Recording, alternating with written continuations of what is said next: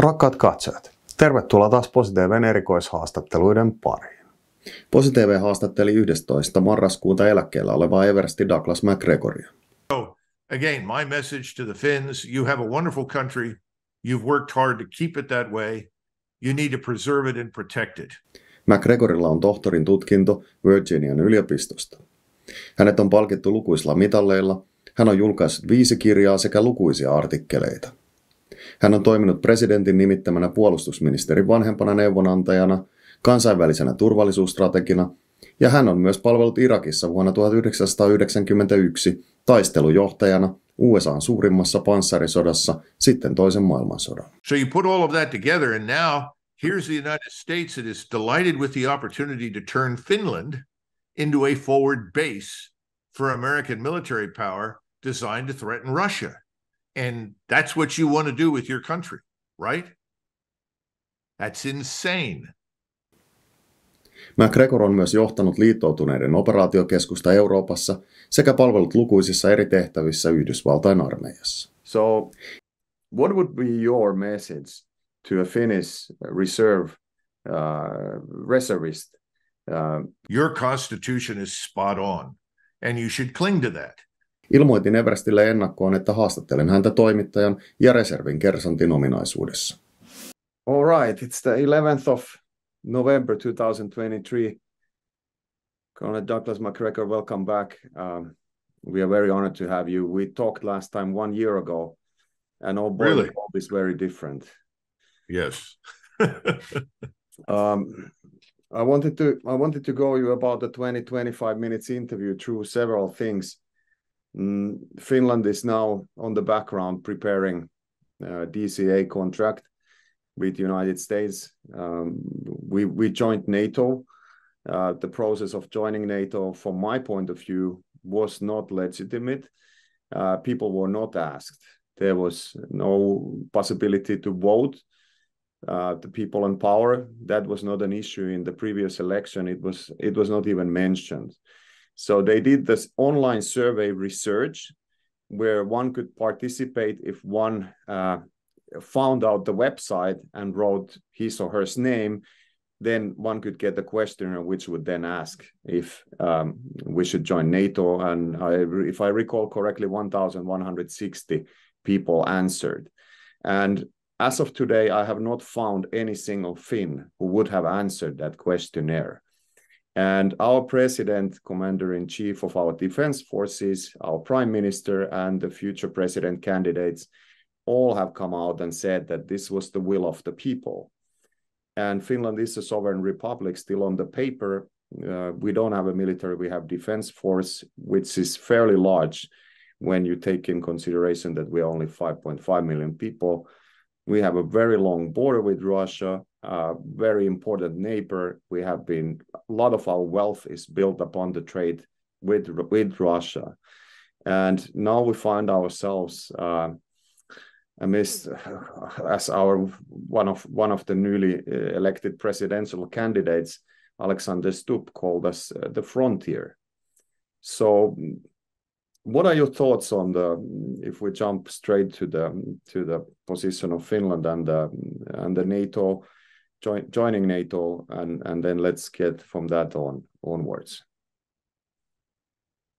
I suppose the first question to ask, if I were Finnish, is why it suddenly makes sense today to join the North Atlantic Treaty Organization when for the last nearly 70 years, the Finns have found it convenient to remain neutral. And whether or not that neutrality is somehow or another harmed Finland, that would be my first question. If neutrality has harmed Finland and Finnish interests, if it has harmed you in commercial terms or business terms, or it has harmed you with regard to your relations with your neighbors, Sweden and Russia, or the Baltic states, then if it hasn't been a negative on the whole, then why change it? Simply changing something at this particular point in time doesn't strike me as being a particularly rational thing to do. I always regarded the Finns as among the more rational peoples in Europe. So I would ask you, what has changed that now the Finnish people and their armed forces want to be part of this NATO alliance, which frankly now is very different from what NATO was previously. NATO historically was purely defensive, and it was aimed at deterring or preventing the Soviet Union from threatening Europe, Western Europe in particular. Since the collapse of the Soviet state and its Warsaw Pact system, NATO has become increasingly aggressive, pushing further and further east towards Russia, and as a result has ended up in a position of hostility towards Russia. Now, Finland has not been historically, in that sense, so certainly not for the last 50 years, hostile to Russia. That doesn't mean that the Finns are not concerned about the security of their borders and their national sovereign republic. They obviously are. They wouldn't maintain the forces they do. But is there any evidence that the current Russian state wants to mobilize armies for the purpose of invading Finland? That's my first question. I don't see any. Has the current Russian state threatened Finland in some way, or has it tried to bully Finland into supporting something it would otherwise not support? I have difficulty finding a good answer to those questions.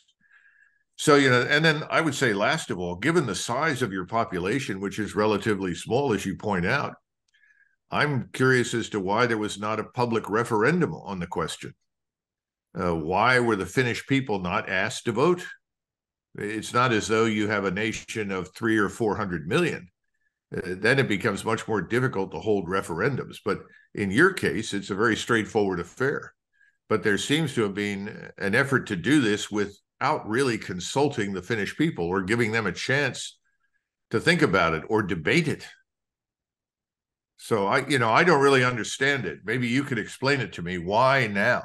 Because I don't see the threats to Finland that once existed in the Soviet Union. I don't see a Soviet-style state. Russia, whatever its imperfections, is probably closer to what it was under the Tsars in many respects, but it's also a far more humane state in many ways. I think Russia is developing in a more positive direction than people give it credit for. So I'm at a loss to explain why the Finns, of all people, would feel the need to do this.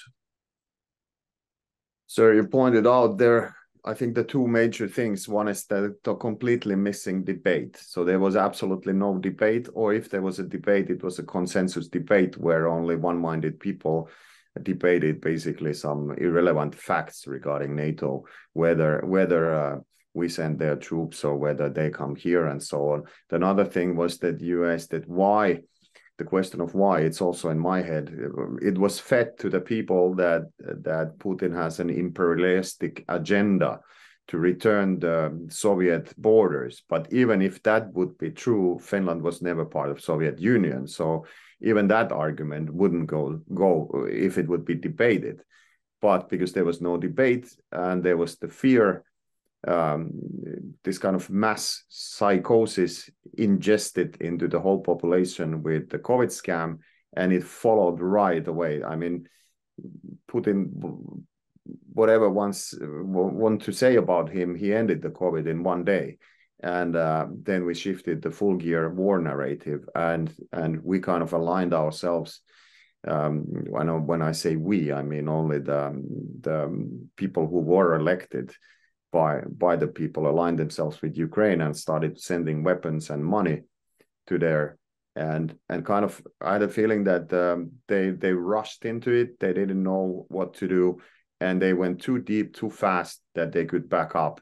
And this whole narrative took over that Russia is a threat, even though they have explicitly said that they don't see Finland as a threat, except now. I mean, now, of course, it's changing because NATO was one thing, and I'm really concerned about the DCA contract as it allows the troops to come here, use our bases freely, and we don't know what the contract actually states. It's not readable anywhere. One cannot access it. Even the parliament members don't know what it states. It's only prepared on the bureaucratic level. They say it will come in some point to discussion, but we don't know what it says. And So what do you know about the DCA agreement? What could it mean in your point of view? What would you say it would mean? Well, I don't know the details, but I know the what I would call Cold War thinking in Washington. And Washington inevitably wants to establish bases in close proximity to states that it regards as either dangerous competitors or simply unwilling to bow to Washington's will within the framework of the global financial system and trade. So obviously, we have a total, I think, of 12 bases today in Iraq. And the argument is that those bases, which are at the moment under attack by militias inside Iraq, are there to, quote unquote, contain Iran. But there's no evidence that the Iranians are invading Iraq. In fact, for all intents and purposes, Iran and Iraq are on extremely positive, on a positive basis. They have agreements in place. They're dependent upon each other for trade. So I don't know why the bases are there other than to theoretically threaten Iran. My fear would be that, we would try to establish bases in Finland whose only mission is to threaten Russia, not necessarily to defend Finland. It's not as though you're under imminent threat of attack. That's the problem. Let me go back a short time in history and just point out a couple of interactions I've had with the Finnish authorities. I saw the Finns very active in the Balkans, particularly in Bosnia-Herzegovina and subsequently in Kosovo. The Finns played a very positive role. The Finns were judged or viewed by everyone as impartial observers, people who could be relied upon to come in, examine the conditions, and speak the truth.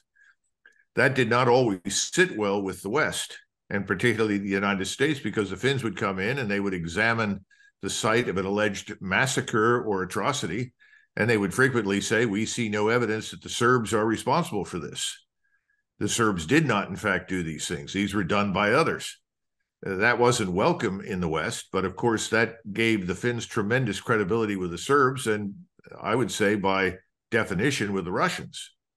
When events in eastern Ukraine started, I was one of those people that early on suggested that we call a ceasefire as soon as possible. And then we asked the Finns and the Austrians, who are both neutral, to play a role in separating the forces and facilitating negotiations.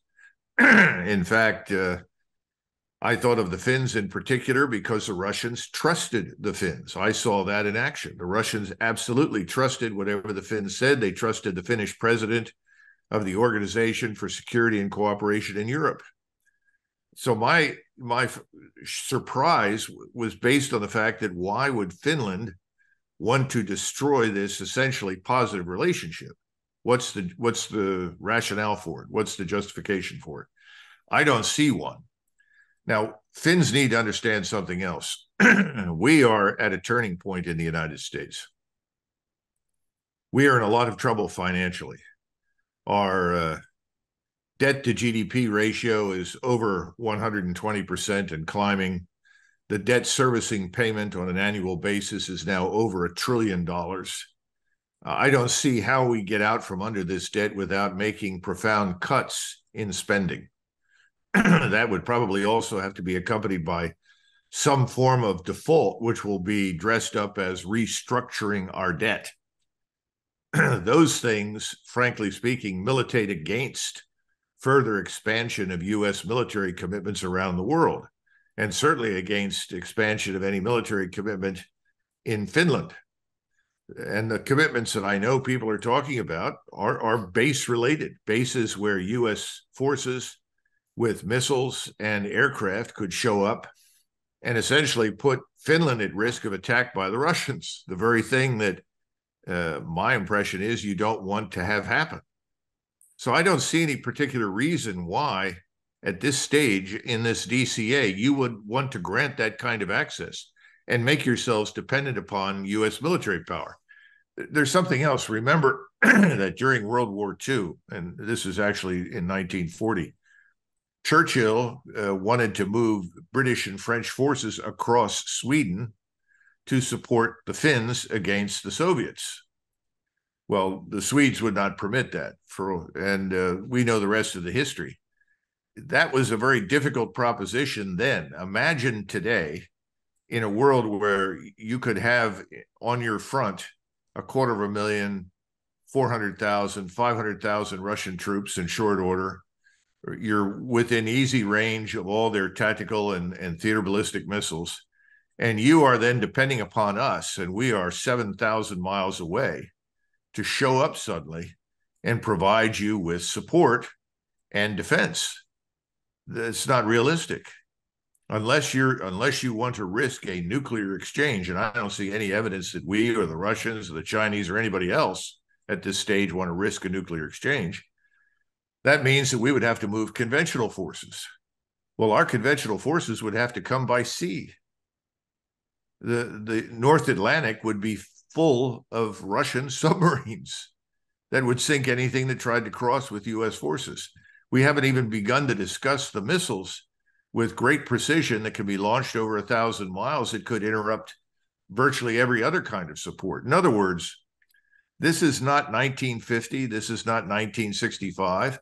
This is 2023. Technology has changed. And then finally, if we indeed are going down this road to financial ruin, and I think we are, we're simply not going to be able to afford any of it. So I don't see a future in it, to be blunt with you. I don't think the North Atlantic Treaty Organization is going to survive this war with Ukraine. And let's back up again and talk a little bit about Russia and Ukraine. Everyone has contended from day one that Putin wants desperately to regain control of Eastern Europe, including Lithuania, Latvia, Estonia. Yet when the war began, it was very obvious to everyone, when the Ukrainians made it clear they would not negotiate an agreement, largely at our insistence, because at the end of April, it was clear that the president of Ukraine was willing to accept neutrality and would go along with some sort of arrangement. Everyone concluded that the Russian military, particularly its army, is just too small for the job. Well, if the Russian army was too small at the beginning, what evidence is there that the Russian army was being prepared to attack Eastern Europe? I mean, it's pure nonsense. The Russians agreed it was too small, and they went to a defensive posture starting in the summer, which has lasted certainly since then, well into April, May, and June. They set up a defense, and then the Ukrainians obliged them by attacking them. But in the meantime, the Russian military establishment has grown exponentially. Now they have a force of perhaps 1 million, probably will go to 1.2 million before they're through. And they have 750,000 Russian troops focused largely on Ukraine or inside of it. They've also expanded their relationship and their military reach now through Belarusia. So in effect, what we've gotten is the very thing that we said we were setting out to stop. We have provoked Russia. We've convinced the Russians that they can't trust us, convinced them that we are an unreliable partner. We are incurably hostile to Russia. And as a result, they've massively built a new military establishment that has enormous offensive fighting power. However, despite all of that, Russian forces have moved very cautiously in Ukraine. They've exercised tremendous restraint despite numerous provocations. We haven't seen the Russians deliberately attack many areas in Western Ukraine, particularly key for Kiev. They could have shut that down very quickly if they'd wanted 2 months ago. On the other hand, the Ukrainians have done everything in their power to attack Russian civilians, Russian targets in Russian cities, Moscow itself. And yet Mr. Putin has exercised restraint and held back his force.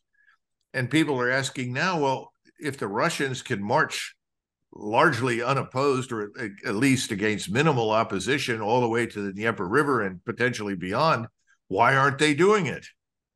Because the Russians don't want to govern Ukrainians. The areas they currently controlled are filled with Russians. And it was always their concern about Russians being treated equally before the law that brought them into Ukraine, and the buildup this enormous force that we trained and equipped. It was allegedly, and it probably was, the best ground force in NATO.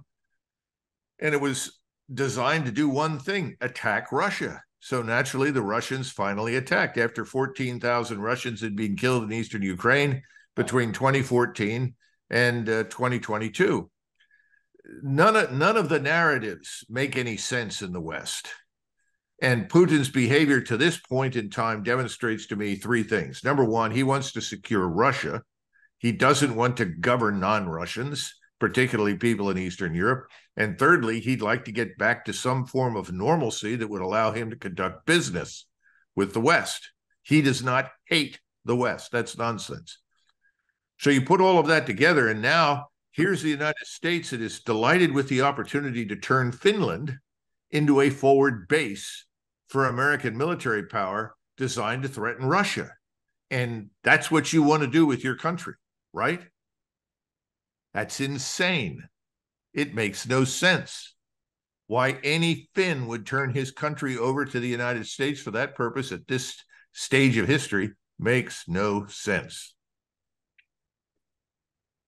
Thank you for the insights. You pointed out there the financial system, and I've been thinking here that kind of generally when we look back to the history, it repeats itself that when the financial system starts shaking or going towards collapse, the war follows.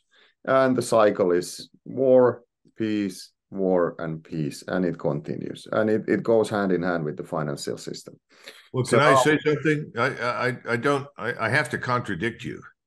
Wars do not happen after everything falls apart. They happen when things recover. I mean, Germany recovered more quickly from the Depression than the United States and other countries in Western Europe. For that matter, so did Italy. The point is that the Germans would not have attacked Poland in 1939 if they were not healthy enough to do so. They had built a healthy force. They had a healthy population. It was very cohesive society. There was strong support for the new government. So I think it's a mistake to assume, well, if everything's falling apart, that means someone's going to attack. It's a false narrative, because if you're bankrupt, how do you pay for the war? It can't be done. And remember that when the war began, when the Germans started moving into Western Europe, one of the first things they did was take all of the gold that was on hand in those countries and ship it back to Germany. So war to be successful has to be profitable. Germany gets in trouble when it invades the Soviet Union when there was no particular reason to do so at that point. It would have been far smarter to wait for Stalin to attack Germany. That's another story. But my point is that's a false narrative. States don't act when they're weak. They act when they are strong, especially when they're on the way up, not when they're on the way down. Yeah, I can agree about that with the second World War. I'm thinking about the current system and maybe the First World War, where we saw the empires vanish. Yeah, well, they vanished, but they were very healthy in 1914, and they all went to war stupidly against each other. When again, was there any real requirement to do so? I mean, the Austrians didn't need to attack Serbia, and the Germans in Berlin were foolish and stupid because they assumed that this would be contained. Have you heard that word before? Contained. That's one of the reasons why we worry today about what's happening with Israel. You know, we were fortunate in eastern Ukraine that the Russians contained the conflict, not us. We were always willing to pull in anybody we could. That's where you come in, as joining NATO. We're trying to drag more people into this hostile alliance aimed at Russia. That's insanity. And these alliances are legacies of a world that doesn't exist anymore. Increasingly, I talk about limited liability partners. I wrote a book called Margin of Victory, and I tried to explain that that is where we all need to go. We need to understand that there are no permanent enemies. There don't necessarily need to be permanent friends. What you have are interests. And from time to time, your interests coincide, and from time to time, they don't. When they coincide, and it's important, you cooperate. When they don't coincide, you don't cooperate. That doesn't mean you go to war or not go to war. It simply means there are no permanent fixed alliances on the World War I model. And that fixed set of agreements was guilty of dragging people into war that otherwise would never have gone. I mean, just imagine you had the Germans in 1914 facing Great Britain. No English-speaking soldier had shot at a German-speaking soldier in history. There was no history of animosity or hostility. There was a lot of paranoia. There was a lot of misinterpretation and lots of arrogance on all sides. But you understand what I'm saying. This is why Finland is a small country. Remember, there's an old expression, small countries do what they have to do, large countries do what they want to do. You're in danger when you ally yourself with an alliance led by the United States, which has become so hostile to China and Russia and other countries, which I don't think will last, by the way. I think this is a temporary phenomenon, but nevertheless, it's there. You're at risk of being dragged in. In other words, it's almost as though the Finnish corvette is pulling up next to the giant American battleship. And the giant American battleship says, shut up and get in line and steam with me. And everybody aboard the Finnish corvette says, oh, great, now we have a big battleship with us. Yeah, except that look at all the battleships arrayed against it. You're about to be dragged into a battle and you're probably going to be sunk. Does that make sense? It makes no sense at all. It doesn't make any sense. A couple of things I wanted to point out. One was you almost have a peace formula there with the limited liability partnership, because that's one of the things we should be talking, and what is completely missing from the course is there possibility to peace. The world is going multipolar, that's for sure. There is no returning back. We see China, Russia, India, South Africa, Latin America. We see that over half of the people on the planet are aligning and want to have their own system. And so there's clearly going to be two systems, maybe even more. The military-industrial complex is where the money is pumped in now. Everything else is secondary. Unfortunately, the West is sunking its own ship by shooting itself in so many ways. Do you believe that we will see a peace in this system, or will the system be gone and then we start finding peace? I think the United States and its Western allies are going to see a crisis. And I think that crisis is going to compel us to withdraw. In other words, retire these bad policies of hostility and confrontation so that we can focus internally on the problems that we have. I mean, here you have the United States, whose forces are now smaller and probably less lethal than they have been in 50 years. That's what people don't understand. We only have an army of about 450,000. Most of the army that can fight and make any difference on the battlefield is dispersed or distributed from Lithuania all the way to Romania, ostensibly to protect against the great Russian offensive, which is not coming. So what have we got to send to the Middle East? And the answer is practically nothing. We have special forces or special operations forces, very good forces, but very light, designed for a very different environment from the one that exists today in the Middle East.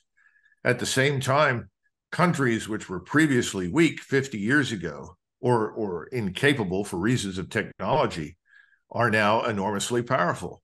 Turkey, Iran, perfect examples.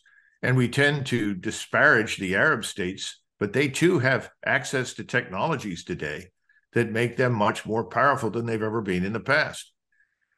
You go to Asia and you have a similar phenomenon. We are continuing to behave as though this were 1991. It's not. 1991 has come and gone in the United States. And that's why my point is that whether people in Washington want to admit it or acknowledge it, they're going to have to make what I would call a significant about turn in the next few years. They're going to have to abandon these expansive policies of military intervention and hostility. They're going to have to come home and deal with the problems we have in the United States, which are at least as serious as the problems you see in France and Germany and other countries today. Our borders are still open. They are undefended, incomprehensible. But that's the truth. And the American people, with each passing day, are becoming more exercised over what's happening. They're looking around and discovering, my God, is this my country? Who are all of these people? Where did they come from? I hear similar things from friends in Germany and France and Spain.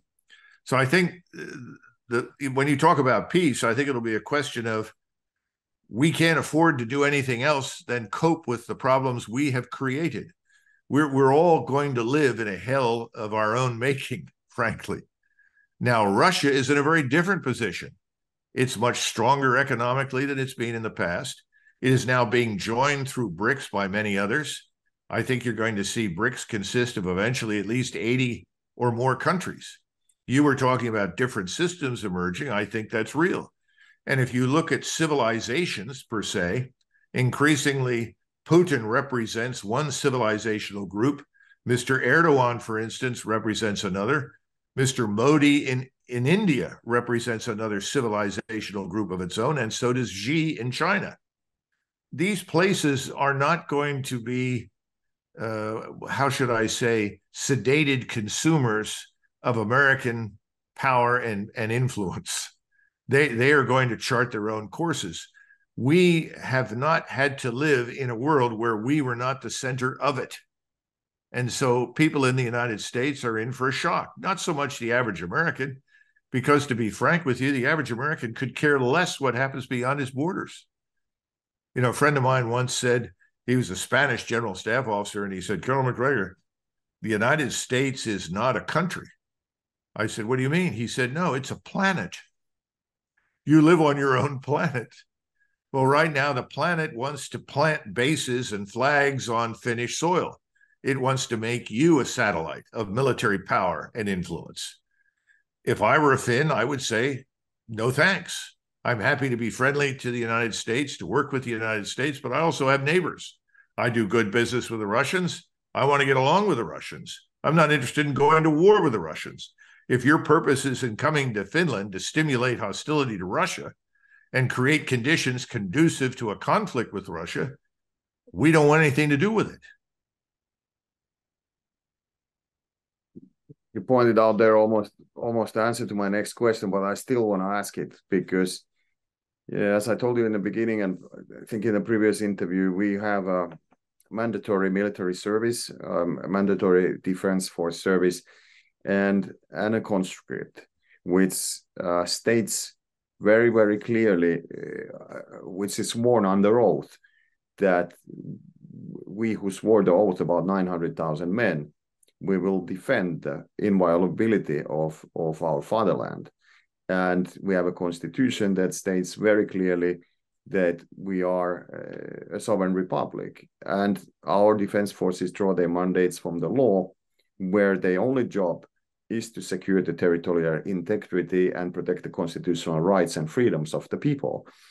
Of course, there's some others too, but these are the main things.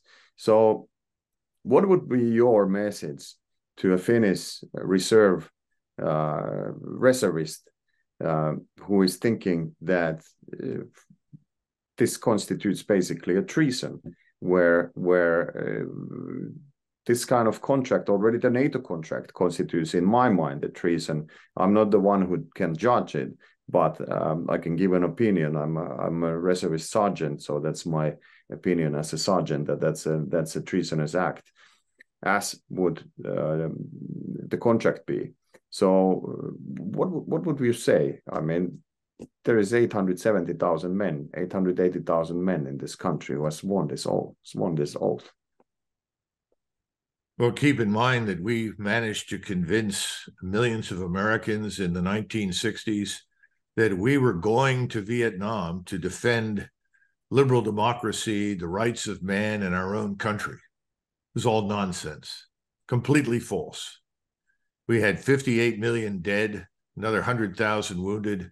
Finally, after 10 years, we left. In the meantime, we killed 2 million Vietnamese. And for what? It was ridiculous. We have been making these false claims for I don't know how long, certainly since 1965, and pretending that we are somehow or another improving the world and making it better because of our presence. Well, if you live in the Middle East and you look at the state of the Middle East right now, it's very hostile to us.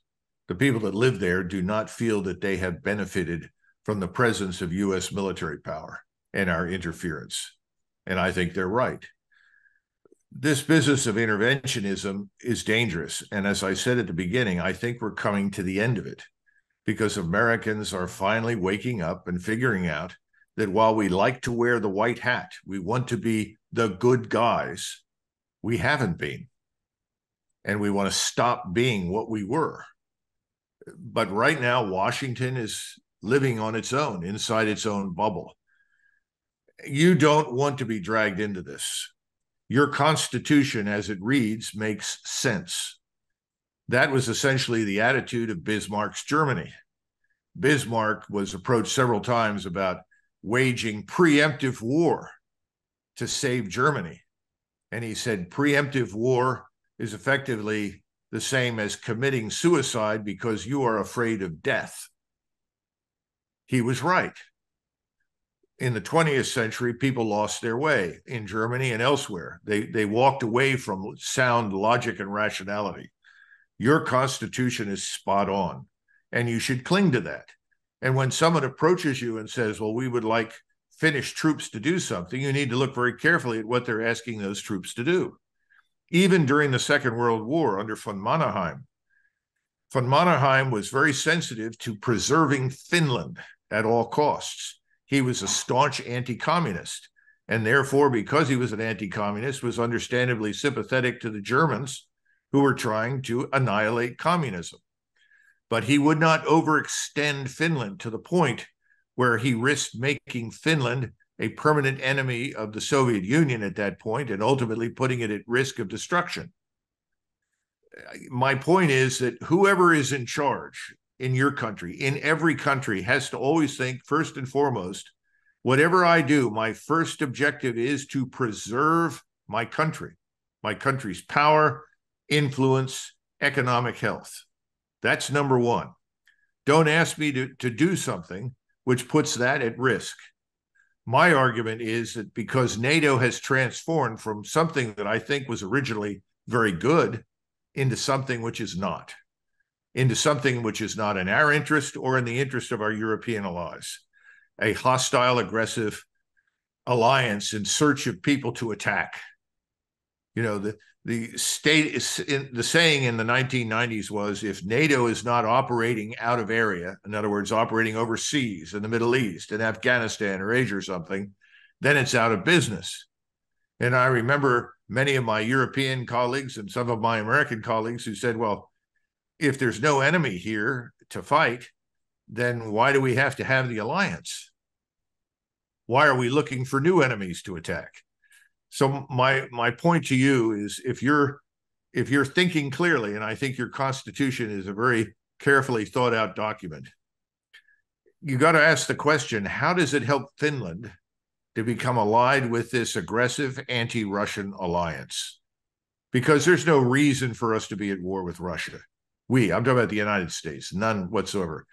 We cooperated with the Russians during the 1990s on numerous occasions. We cooperated with them during the so-called war on terrorism. They were very helpful to us and continue to provide us useful intelligence. We have decided, or when I say we, this government in Washington has decided to turn what should have been a short-lived conflict in the eastern portion of Ukraine and ended. In other words, it should have been contained there and rapidly ended through negotiation. We've turned that into an opportunity, we thought, to destroy Russia. The opposite has occurred. Russia is now more powerful and more capable than it has been since the 1980s. And at this particular point in time, when we are weaker than we have ever been, certainly since 1991, and I would argue in probably 50 years, you want to join us in an anti-Russian alliance? That makes no sense. There is something with our president and Biden that we don't know yet what's going on there, but there is something there. The time is almost up. I wanted to ask you about, you said about the positive development in the US. You said that people are waking up. You are now engaged in our country, our choice. And I've been listening many of your interviews. What kind of what inspiring, what good things do you see? How do you see the waking up happening? And is it how do you look at it? How do you look to the future? Or do you look at it positively? Well, two things are underway right now. One is that more and more Americans who have historically voted for one of the two major parties, Republican or Democrat, have discovered that it doesn't make a great deal of difference for whom you vote. You get the same policies over and over and over again.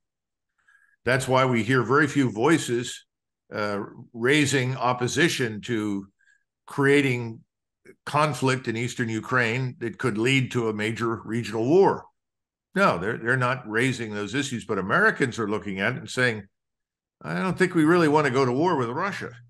That's not in our interest.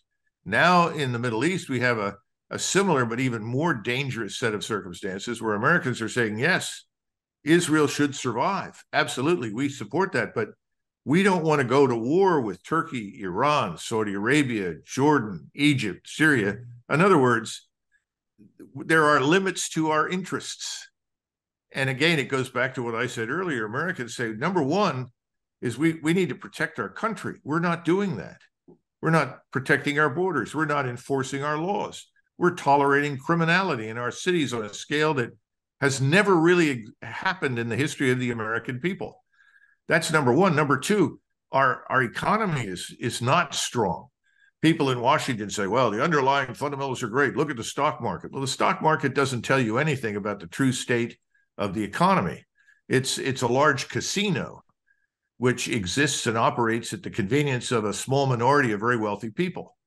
They're beginning to figure that out, and they're also beginning to discover that this thing called inflation is linked to the ruined economy and this decrepit, anachronistic, I would argue, corrupt financial system. And they're saying, my God, I can't afford to put food on the table. Our middle class is dying. Some would say it's almost gone. These things are beginning to sink in. Now, when will this all turn around? It could happen tomorrow morning. It could happen in 6 months. It could happen in a year. But at some point, the politicians in Washington are going to have to listen to the people that elected them, or they're going to be out of a job. They'll be replaced. That's coming. And that's really my point. And that's why at this particular point in the history of the Western world, building this alliance designed to be hostile to Russia and by implication China makes no sense. Because those countries are not interested in going to war with us. And we shouldn't be interested in going to war with them. So again, my message to the Finns, you have a wonderful country. You've worked hard to keep it that way. You need to preserve it and protect it. And that runs the whole range of issues for you. Some of the same issues on immigration and enforcing laws and cracking down on criminality apply to you, to Sweden, to France, to Germany, just as they apply to us. And I think these things are going to change. I think we're moving in new directions. But the worst thing you can do at this stage, in my judgment, is to invite somebody to show up and say, well, do you mind? I just want to put several batteries of theater ballistic missiles right on the border with Russia to threaten Russia. You don't mind if I do that, do you? That's insane. Ronald, thank you so much for your very valuable insights. We'll get this message to the Finnish people, and all the best. Thank you for your work. Thank you for speaking out frequently. I don't know if you have any time for any other life, but thank you so much, because I know a lot of other people are enjoying your insights and getting their heads around this mess. Remember, our country, our choice exists for all the reasons that I've outlined. It's very focused on the kinds of things we're discussing. And I think you would benefit from a similar movement in your own country. It's your country, it's your choice. It's not Washington's. And I would keep that in mind. God bless Finland and good luck to you. God bless you, Colin. Thank you.